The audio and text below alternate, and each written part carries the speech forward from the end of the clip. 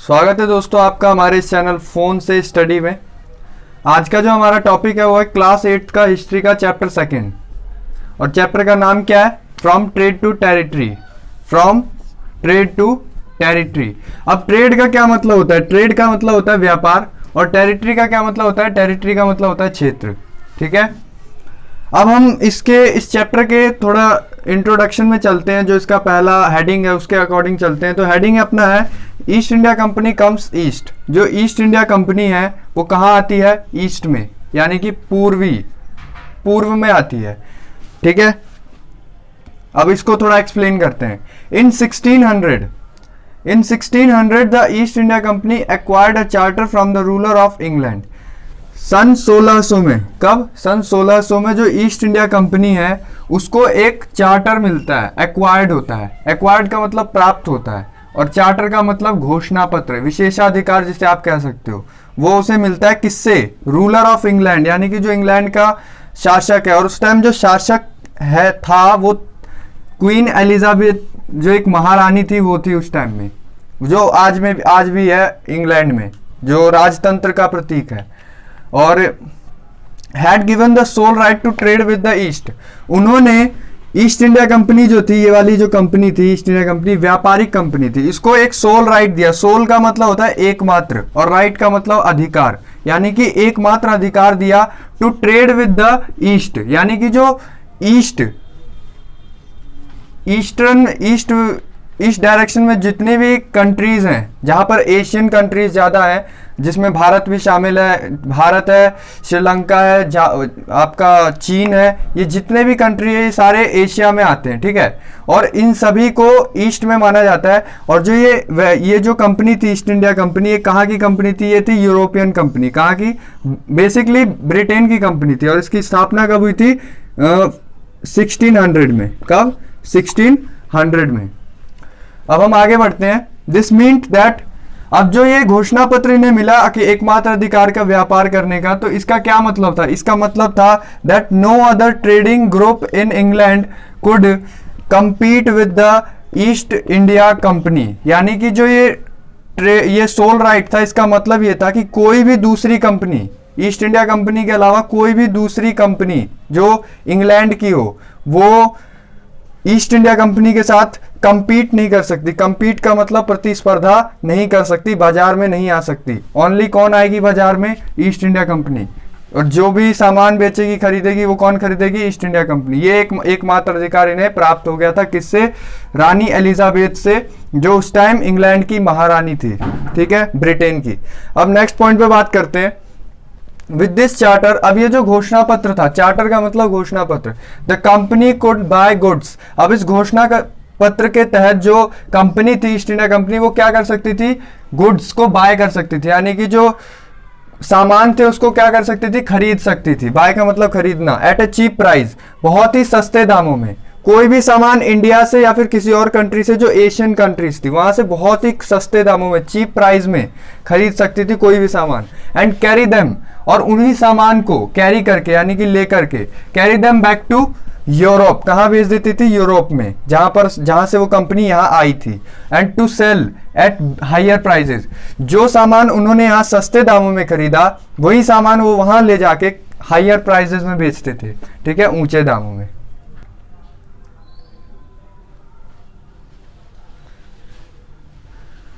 तो जैसा कि अभी तक हमने जो पॉइंट्स पढ़े थे, अब उस पॉइंट से थोड़ा आगे चलते हैं। अब जो ईस्ट इंडिया कंपनी थी उसके बारे में थोड़ा और जान लेते हैं कि the company did not have to fear competition from other English trading companies. अब जो कंपनी थी ईस्ट इंडिया कंपनी, उनको किसी भी तरीके का डर नहीं था। Did not have to fear, किसी भी बात का भय नहीं था, डर नहीं था।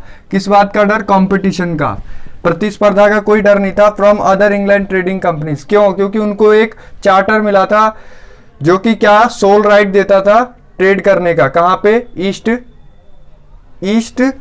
ईस्टर्न एरियाज में, जिसमें भारत भी आपका आता है, हमारा भारत आता है, और साथ में कौन सा देश आता है? और भी सारे जो एशियन कंट्रीज है, वो सारे देश ईस्ट में आते हैं। ठीक है, अब हम नेक्स्ट पॉइंट की बात करते हैं। मर्सेंटाइल। मर्सेंटाइल का मीनिंग होता है व्यापारिक।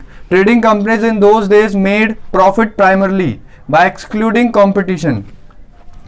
उन दिनों में, in those days made profit, उन्होंने जो अपना जो व्यापारिक कंपनी थी उन्होंने जो अपना प्रॉफिट बनाया था प्राइमरली का मतलब प्राथमिक रूप से, बाय एक्सक्लूडिंग कंपटीशन, क्योंकि जो कंपटीशन था वो एक्सक्लूसिव था, मतलब बाहरी तौर पे था, इंक्लूसिव नहीं था। तो so that they could buy cheap and sell dear, और इस वजह से वो जो सामान खरीदते थे, दे कुड बाय चीप, खरीदते थे सस्ते दामों में और बेचते थे महंगे दामों में, ठीक है। ये थी उन दिनों की जो रणनीति थी, व्यापारिक रणनीति, वो यही थी। मर्सेंटाइल जो थी वो उस टाइम में वही थी। अब नेक्स्ट पॉइंट की बात करते हैं। The problem was that all the companies were interested in buying the same things. अब जो प्रॉब्लम थी, समस्या थी, वो क्या थी कि जो जितनी भी कंपनी थी, all the companies were interested in buying the same things, जितनी भी कंपनी थी वो सभी एक ही तरीके का सामान लेना चाहती थी, ठीक है। चाहे वो कपड़े की बात हो, अगर कपड़ा लेना है तो सबको कपड़े का ही व्यापार करना है, कोई जूते का व्यापार नहीं करना चाहता। अगर एक कपड़े का व्यापार कर रहा है तो दूसरा भी कपड़े का ही व्यापार करना चाह रहा था। ये थी उस टाइम की रणनीति व्यापार में। अब आगे बढ़ते हैं। Competition amongst the European company. अब जो ये कंपटीशन था वो जो यूरोपियन कंपनीज के बीच में था। यूरोपियन कंपनीज में आपका ईस्ट इंडिया कंपनी आता है, और भी कंपनीज है, मैं आपको नेक्स्ट पॉइंट में बताऊंगा उनके बारे में। Inevitably pushed up the prices eight which these goods could be purchased. जितने भी यूरोपियन कंपनीज में जितने भी ये जो कंपटीशन बढ़ा, inevitably pushed up the prices, इससे जो किसी भी गुड्स का प्राइसेस था वो उन्होंने इंक्रीज करवा दिया, और इससे क्या हुआ, eight which these goods could be purchase, जिससे इन गुड्स को खरीदा जा सके, ठीक है, इन गुड्स को खरीदा जा सके। जैसा कि दोस्तों अभी हमने पॉइंट में डिस्कस किया था कि जो भी कंपनीज थी उनमें अब बैटल शुरू हो गया था, मतलब जो भी कंपटीशन था, कंपटीशन के लिए वैसे तो कोई था नहीं, लेकिन जो कंपनी थी मेन वो थी ईस्ट इंडिया कंपनी। लेकिन तब भी उनमें भी थोड़ी एक था ऐसा जो वर्ग बट गया था, विभाजन हो गया था, डिवाइडेशन हो गया था उनमें भी, तो रिड्यूस, और इस वजह से क्या हुआ ना कि धीरे धीरे अब डिवाइडेशन, कंपनीज जो उनकी जो फर्में थी वो अलग बट गई, और इस वजह से मार्केट में कई तरह की उनकी जो ब्रांचेस थी वो अलग अलग ब्रांचेस में बट गए ईस्ट इंडिया कंपनी, और इस वजह से हर गुड्स का जो प्राइस था वो क्या हो गया, इंक्रीज हो गया, बढ़ गया, और इससे क्या हुआ, and this reduce the profit, और जो इस वजह से जो उनके जो प्रॉफिट था, लाभ था, वो क्या हो गया, रिड्यूस हो गया, कम हो गया पहले से। And that could be earn, जो वो कमा सकते थे, जो लाभ वो कमा रहे थे या फिर कमा सकते थे, वो लाभ क्या हो गया, रिड्यूस हो गया, कम हो गया पहले से। अब देखो नेक्स्ट पॉइंट की बात करते थे। Only way the trading companies could flourish was by eliminating rival competitors. अब जो एकमात्र रास्ता वे था, the only way the trading companies, जो व्यापारिक कंपनी थी, कुड फ्लरिश, जो कुड फ्लरिश कर अपने आप को बढ़ा सकती थी, और बाय एलिमिनेटिंग राइवल कॉम्पिटिटर्स, वो अपने राइवल कॉम्पिटिटर्स यानी जो उनके प्रतियोगी थे, जो उनके अपोजिट में थे, जो मुख्य बोलते हैं ना कि दुश्मन टाइप के, कि यार ये है मेरा अपोजिशन में, जो विपक्ष में होते हैं, वो हो गए राइवल कॉम्पिटिटर्स। उनको क्या करना, एलिमिनेट करना, उनको एलिमिनेट करना, हटाना, ठीक है।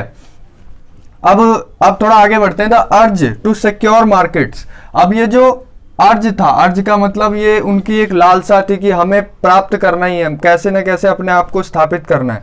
The urge to secure markets, उनकी जो लालसा थी कि हमें जो मार्केट मिले वो कैसा हो, सिक्योर मार्केट हो, कि हमारे अलावा कोई दूसरी भी व्यापारिक कंपनी ना आ सके, हमारा ही वर्चस्व स्थापित रहे, हम ही व्यापार करें, हम ही लाभ कमाएं, ठीक है, और हम ही सामान बेचे, हम ही खरीदे। And therefore led to fierce battles between the trading companies, और इससे क्या हुआ, इसीलिए लेड टू फियर्स का मतलब हो गया खतरनाक बैटल्स, फियर्स बैटल्स का मतलब जो खतरनाक युद्ध। अब कई तरह की कंपनियां थी। अब देखो मैं कंपनियों के बारे में बात कर रहे हैं, तो कंपनियों में हमने तो अभी ईस्ट इंडिया कंपनी की बात की, वो जो थी ब्रिटेन की, लेकिन जो पहली कंपनी भारत आई थी वो कब आई थी, वो आई थी 1498 में। कब, 1498 में। कहाँ की कंपनी थी, ये थी पोर्टुगल की कंपनी। पोर्टुगल ये कंट्री है, पुर्तगाल कहते हैं हिंदी में, और यहाँ का एक नाविक था जिसे जो नाव पे सवार होकर ऐसे दूर दूर के क्षेत्रों में घूमते हैं, उसका नाम था वास्को डी गामा। आपने नाम सुना होगा पहले भी, लेकिन क्लियर हो जाएगा कि पोर्टुगल का वो व्यक्ति था। और कब आया था? 1498 में। कहाँ आया था? भारत के गोवा के तट पे आया था। जो हमारा जो गोवा जो स्टेट है ना, वो स्टेट में आया था वो सबसे पहले, और वो पहला विदेशी नाविक था जो भारत ने, और उसी ने समुद्री रास्ते की खोज की थी भारत की। ठीक है, एक तो पुर्तगाल की कंपनी हो गई, एक हो गई ब्रिटेन की कंपनी, और भी कई सारी कंपनी थी, हॉलैंड की, डच, जिसे हम डच कहते हैं, इधर लिख दे रहा हूं मैं, आपको ध्यान रहेगा। डच ये एक लैंग्वेज भी है। डच लैंग्वेज के बारे में अभी तो आप 8th क्लास में, अभी आपको नहीं पता होगा, लेकिन जैसे जैसे आप सीनियर क्लासेस में जाओगे आपको पता चलेगा। डच एक लैंग्वेज होती है और ये कंट्री से रिलेट करती है। इस कंट्री का नाम है नीदरलैंड नाम है। ठीक है, नीदरलैंड, आप सर्च कर सकते हो। अब आगे बढ़ते हैं। अब ये जो इनके बीच में जो ये द्वंद्व चल रहा था, जो लड़ाई चल रही थी कि अपने आप को मार्केट में बनाए रखना है और दूसरे को गिराना है, इससे क्या हुआ? बिटवीन द ट्रेडिंग कंपनी, जो ट्रेडिंग व्यापारिक कंपनी थी, इनके बीच में एक होड़ सी चल रही थी, लड़ाइयां चल रही थी। अब आगे बढ़ते हैं। Through the 17th and 18th century, अब जो ये 17वीं और 18वीं शताब्दी थी, दे रेगुलरली सैंक ईच अदर शिप्स। अब वो क्या करने लगे, वो कंपनीज, वो क्या करने लगे? दे रेगुलरली, प्रतिदिन, मतलब हर रोज वो क्या करने लगे? सैंक ईच अदर्स शिप्स। शिप का मतलब होता है जहाज।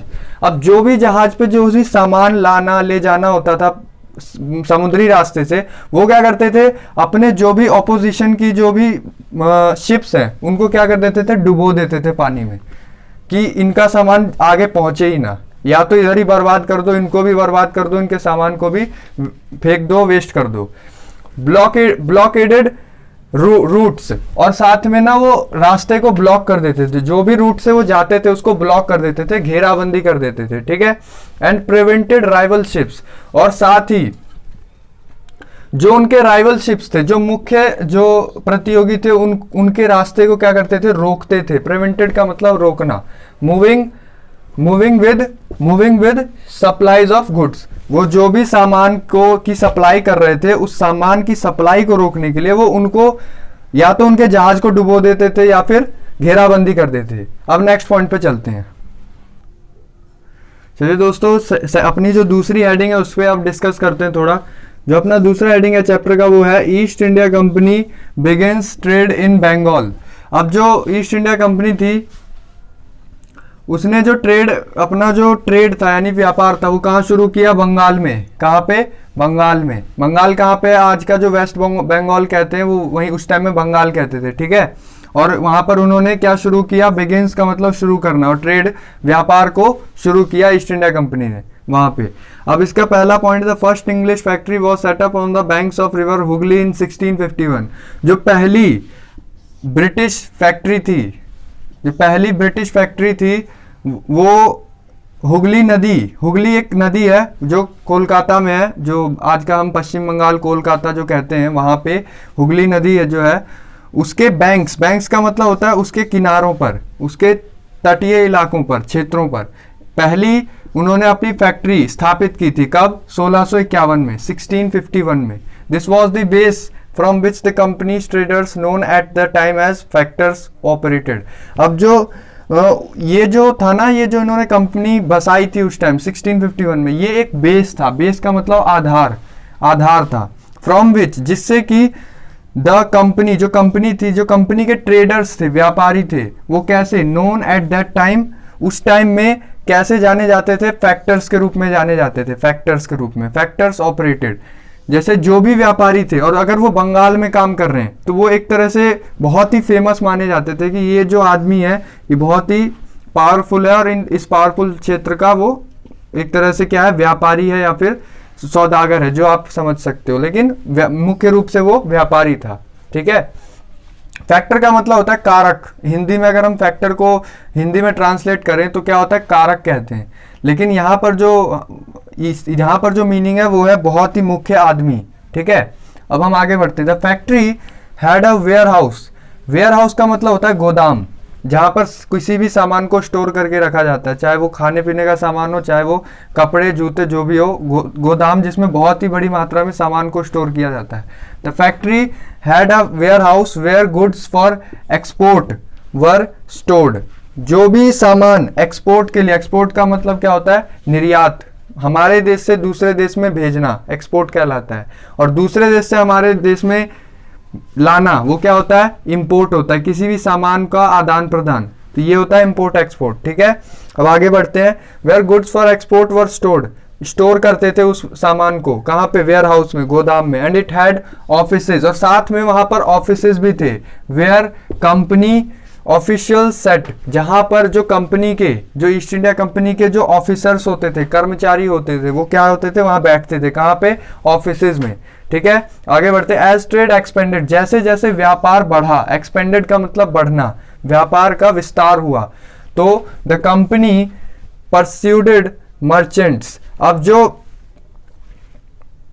जैसे जैसे व्यापार का विस्तार हुआ वैसे वैसे कंपनी ने कई सौदागरों को, सौदागर का मतलब जो सामान को बेचते और खरीदते थे उस टाइम में, मर्चेंट्स को क्या किया, राजी किया, परस्यूडेड किया, राजी किया। एंड ट्रेडर, साथ में व्यापारियों को भी, to come and settle near the factory, कि आओ, जितने भी अंग्रेज व्यापारी हैं उनको क्या कहा कि अब तुम बंगाल में ही, अगर तुम्हारा बिजनेस सही चल रहा है तो तुम यहीं आओ, यहीं आसपास में अपना घर बनाओ और यहीं रहो। ठीक है, सेटल होने के लिए कहा नियर द फैक्ट्री, फैक्ट्री के आसपास ही। ठीक है, और तो दोस्तों इसके साथ ही हमारा जो पार्ट 1 है वो फिनिश होता है, और जो अपना पार्ट 2 है इस चैप्टर का वो हम कंटिन्यू करेंगे। और अगर आपको मेरा समझाया हुआ पसंद आया हो तो चैनल को लाइक, शेयर एंड सब्सक्राइब जरूर करें। और अगर कुछ भी लगा हो कि सर ये आपने थोड़ा सा समझाया तो है लेकिन सही से नहीं समझाया, तो आप दोबारा पूछ सकते हैं कमेंट करके, मैं आपको ज़रूर बताऊंगा। Thank you.